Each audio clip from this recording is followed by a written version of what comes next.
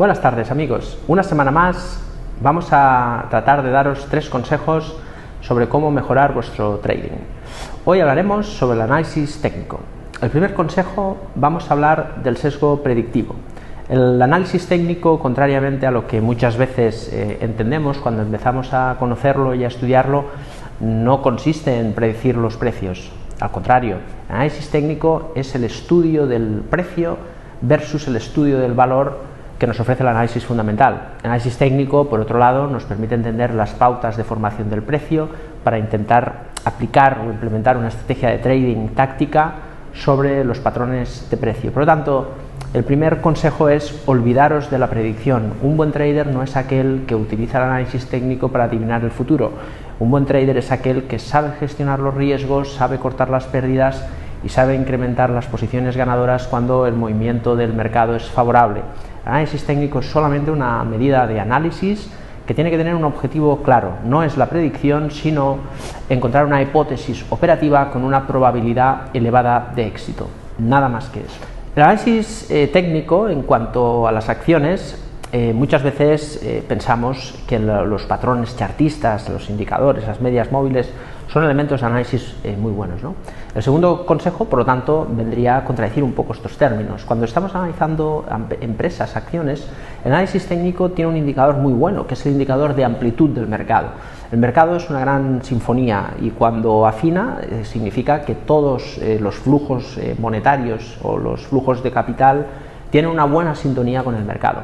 Cuando hay muchas divergencias, normalmente es un mercado que no está sano por manipulaciones, como está pasando hoy en día, o porque hay una tendencia primaria que puede ponerse en juego o discutirse por la economía. Las tendencias duran muchos años, ¿no? Entonces los indicadores de amplitud del mercado no son muy trabajados, pero son sin lugar a dudas los indicadores más fiables del análisis técnico. Indicadores de amplitud del mercado hay muchos, como la línea de avances retrocesos, el McClellan, pero nosotros creemos que lo mejor es analizar el índice como una media y luego ver todos sus componentes, sea del IBEX 35 o haciendo estudios sectoriales.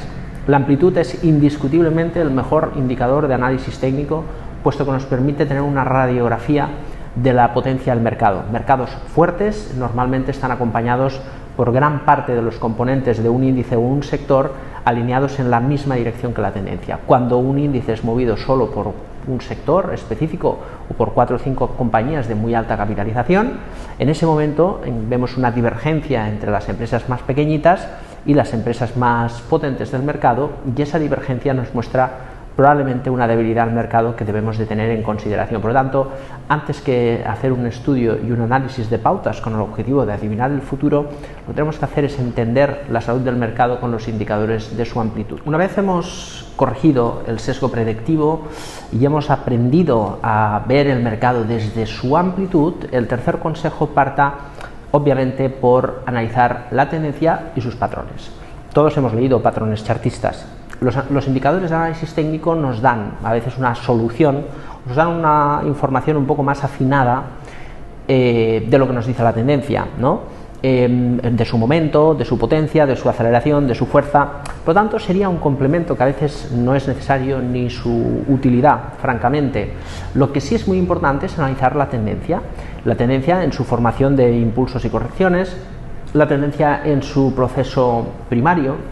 Y por lo tanto, las pautas de continuación, como nos enseñó John McGee, básicamente explican los procesos correctivos a los que se enfrenta en un movimiento en tendencia al precio, y en esos procesos correctivos debemos de ver si hay amenazas de que esa pauta pueda ser de cambio de tendencia o pueda ser simplemente una pauta de continuación.